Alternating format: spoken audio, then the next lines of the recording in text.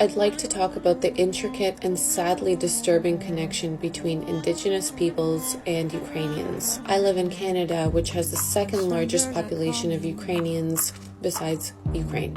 Ukrainians first arrived in Canada in the 19th century after the government promoted immigration of farmers. Ukrainians came to Canada under an unknowingly secret agreement between the Canadian government and a North Atlantic trading company, which received payments from the government for every single Ukrainian that landed on Canadian soil.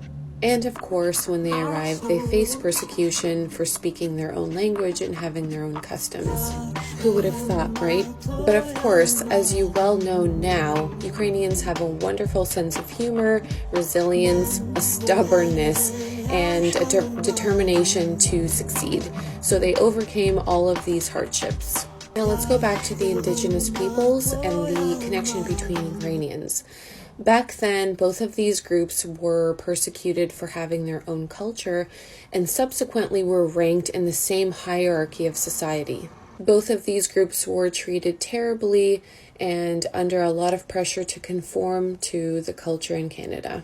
Nobody wanted both of these groups to retain their own culture, so they were both sent to residential schools to assimilate and were severely punished for using their own language or customs. Naturally, these two groups became close allies. Both were used to culturally living off the land, respecting the land around them and nature.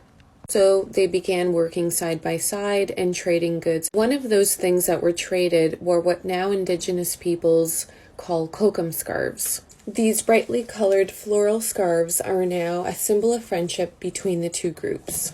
This brings us to today. As Canada and the US digs up the remains of Indigenous children who fell victim to residential schools, Ukrainian children, an estimated 45,000 of them, have been stolen from Ukrainian land and deported to unknown locations in Russia. Plans have been reported by Russia to indoctrinate and re-educate these Ukrainian children by erasing their history. Does this re-education system sound familiar? We have to keep talking about this to make sure that we get every child back. And we must keep talking about the remains of the Indigenous children found in the soil all across the North America. I wish peace to all. Slava Ukraini! Героям слава!